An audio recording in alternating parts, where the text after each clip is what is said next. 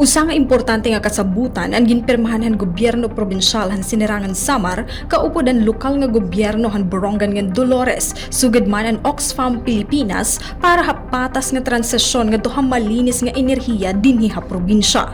Sentro hinuy nga partnership ang paghimoy mas inklusibo nga mga desisyon ha sektor han enerhiya. Pinaagi hini igbubutang habot nga han mga plano ang kababayen-an ngan ang mga kablas nga komunidad. Ini ang mga sektor nga ginkikilala nga pinakaapektado han maraot nga epekto han climate change. Labot lang pagbalhin han malinis nga kuryente, katuyuanan gihapon hini nga maabot ang climate justice ngan mag-abrehin mas maupay nga oportunidad para mga istihanon. Pinaagi hini nga sumpayan, kinlalauman ang madagmit nga pagbalhin nga duha mga renewable energy sources samtang gintatagan hing prioridad ang hustisya panlipunan.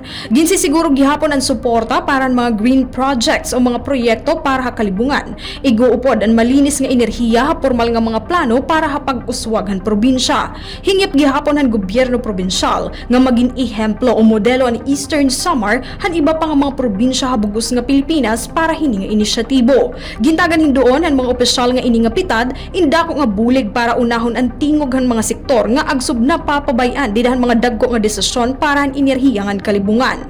Presente didahan seremonya sira Governor R.V. Ivardoni, Executive Director han Oxfam Pilipinas nga Maria Rosario Felizco, City Councilor Kathleen Kainday como representante ni Borongan City Mayor Dayan Agda, Mayor Zaldicar Peso han Dolores, Board Member Pearl Ivardoni nga Chair han Committee on Energy, ngan Provincial Planning and Development Officer Joselito Abrugar nga ginrepresentaran naman ni Roberto Sagales.